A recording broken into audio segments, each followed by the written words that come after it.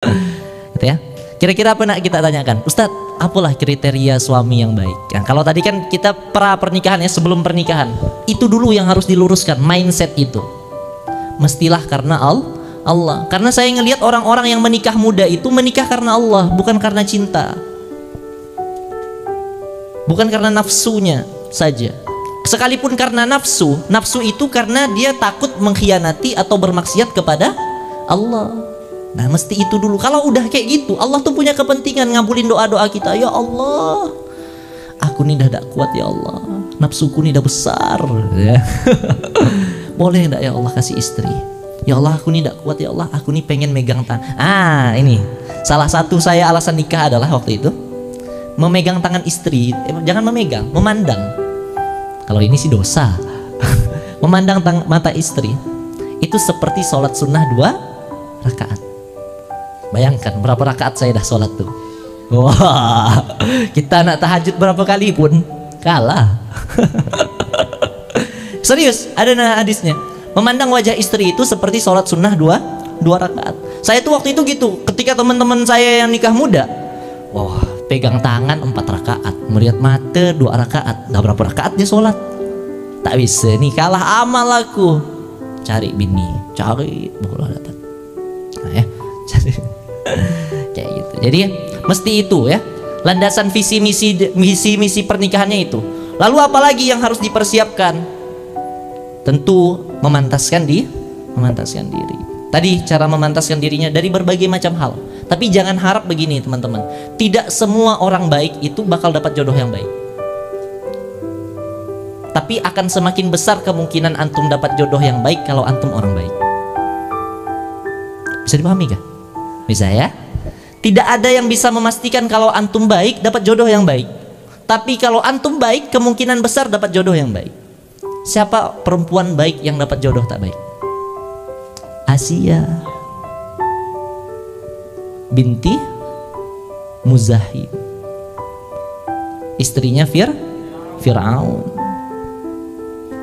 Sekarang jadi Fir'aun jadi pelesetan kasus yang baru-baru ini ya kan? Jangan sebut, nanti jadi majelis gibah ini. Astagfirullah. Ini ya. Asia binti Muzahim, istri Fir'aun. Sengaja biar fokus. Baik, orang yang sabar. Bahkan Asia itu disampaikan oleh para ulama, ada 2 perempuan nanti yang akan menjadi istri Nabi di surga. Dan itu bukan Anda. Iya kan? Ada 2 orang, 2 perempuan solihah yang tertulis di dalam Al-Quran, termaktub di dalam Quran kisahnya, dan dia tidak punya suami. 1, Ibunda Isa, Maryam. Yang kedua, Asia. Saking tidak adanya lelaki soleh yang layak dengan mereka. Pak Unang tak layak, Agil tak layak, tadi MC kita tak layak.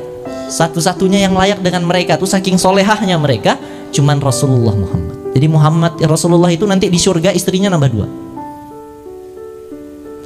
Ya, istrinya nambah 2. Dan satu-satunya ibadah yang tidak hilang di surga itu cuman pernikahan. Sholat di surga ndak ada. Jangan terlampau soleh Anda. Kesolehan, tahajud di surga nggak ada malam. Satu-satunya syariat yang tidak hilang itu pernikahan.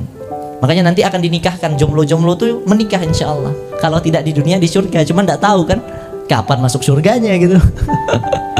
Menikah di surga insya Allah nanti. Kalau udah ada jodohnya dalam bentuk manusia dari kalangan bidadari. Tapi yakinlah istri solihah akan lebih cantik daripada bidadari.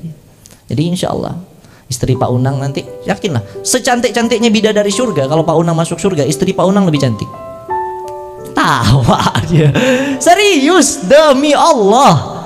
Ini ada hadis Nabi. Saya ngomong ini bukan gimmick. Tawa. Walaupun di dunia itu dia mungkin misal bukan istri Pak Unang ya, atau ada perempuan di dunia ini kelihatannya enggak good looking, enggak glowing, jerawatan, itu percayalah, itu hanya topeng yang dia pakai di dunia. Nanti di surga, wah, lepas, lebih cantik dari bidadari. Nanti bidadari tuh pas lagi main dengan bidadari ramai, Aku nak ngejar cewek itu tuh katanya kan. Wah, gitu dah. Ya sana jadi. Nah ya, persiapkan, baikkan diri. Apa caranya? Perbanyak sholat, perbaiki bacaan Quran. Kalau pengen dapat yang pendakwah, pejuang juga turut dalam dunia dakwah. Makanya teman-teman yang sudah bergabung di RH, rajin datang ini. Jangan sekedar datang kajian, tapi juga turut membersamai program apa kayak gitu ya, terserah. Insya Allah akan dapat yang segitu juga. Walaupun belum tentu akan dapat itu, tapi kemungkinan besar dapat seperti itu. Gitu ya. Dan jodoh terbaik itu biasanya, teman-teman, bukan dia yang tampan, bukan dia yang kaya, tapi dia yang bisa menutup kekurangan kita. Jadi jodoh yang baik itu adalah jodoh yang bisa menutup kekurangan kita dengan segala kelebihannya. Oke. Kenapa saya bilang begitu? Apapun yang nanti Allah berikan kepada antum sebagai jodoh, yakinlah dia adalah orang terbaik. Sekalipun dia adalah orang yang mungkin, misal antum orangnya rapi, istri akhwat-akhwat ini orangnya rapi, dapat suami yang gak rapi, berantakan hidupnya, rambutnya acak-acakan, bajunya bau ketek. Sengaja Allah titipkan orang itu agar engkau menutupi kekurangannya dan kekuranganmu ditutupi olehnya. Yakinlah. Jangan-jangan sebelumnya kau bukan orang yang sabar, dititipkanlah suamimu sebagai ujian kesabaran agar engkau lebih sabar. Seperti itulah kenapa Asiyah sabar menghadapi Fir'aun, karena dia yakin Fir'aun ini adalah jalan surgaku. Kalaulah bukan karena amal solehnya dia masukkan aku ke surga, pasti karena kelakuan buruknya yang aku bersabar, aku masuk surga karenanya, walaupun dia tidak di surga. Jadi kalau kita memandang rumah tangga itu enak. Itu yang selalu menjadi, saya dengan istri saya itu sering tengkar ya, beda kebiasaan, maklum lah kan, menyatukan dua insan yang berbeda. Jangan harap kayak di rumah tuh gitu, enggak, pasti ada cekcok. Cuman kami yakin kita adalah alat untuk menggapai surga yang sudah Allah takdirkan. Saling menggunakan gitu ya. Entah itu dalam hal kesabaran atau hal kesyukuran. Nah gitu kawan-kawan ya. Oke, bisa dipahami itu ya. Jadi jodohmu nanti adalah orang yang terbaik yang memang Allah titipkan untukmu.